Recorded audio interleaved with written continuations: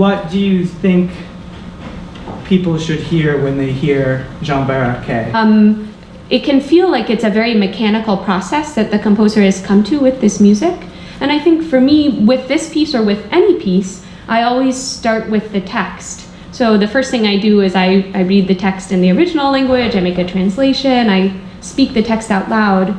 And I think from there, it helps me understand why out of this crazy order of notes and this bewildering, if you looked at the score, there are all these measures with time signatures that you've never heard of, like 33 over 4 plus a 16th note or something crazy like that.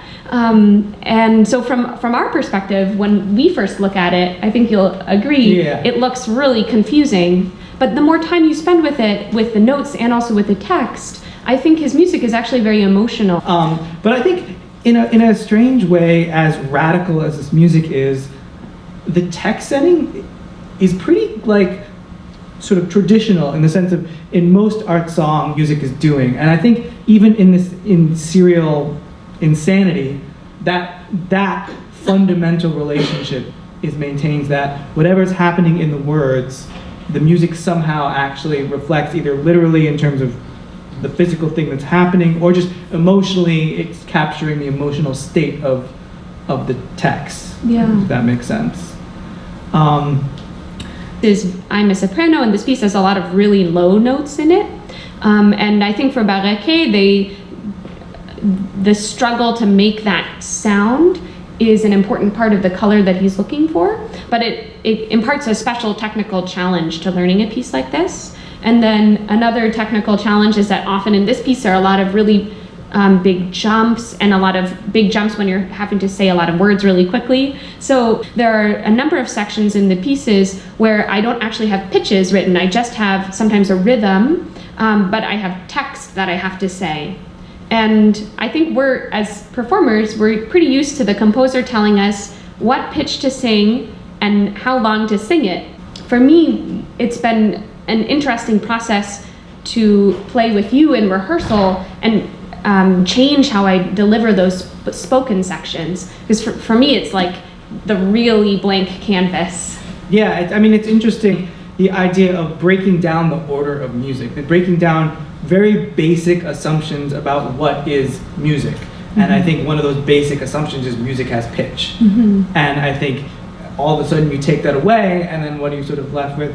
Or the basic assumption that, music should be beautiful, that music should sound melodious to your ear, should have a melody, that music should, the very question of like, what should music be was sort of on these people's minds. And I think philosophically, people were sort of starting to question like, what should society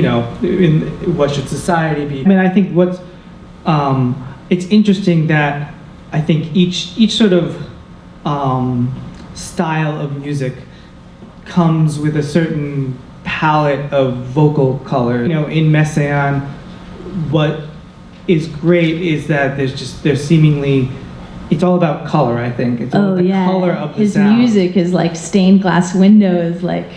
I feel like it's like time stops, like in a lot of his music, that there's no sense of, there's all these tempo markers like infinitely slow. Mm-hmm. I mean, he has his most famous piece is Quartet for the End of Time, literally time. And in the space, when there's no forward motion, when there's nothing, there's no like natural momentum of the music, what you're left with is just sort of color, almost like pure sound, and all the different variety. The only way to make the music not just be stultifyingly boring is to just find every possible little nuance, every different shade that you can bring out. I think that's the challenge of Messiaen sometimes.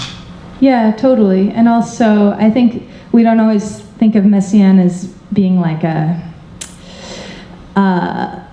emotional composer or something, or like not a visceral composer, but these songs are so sensual and human and like warm-blooded. Yes. I want to try and put as much of that into those songs. Yeah, his music has a charisma to it.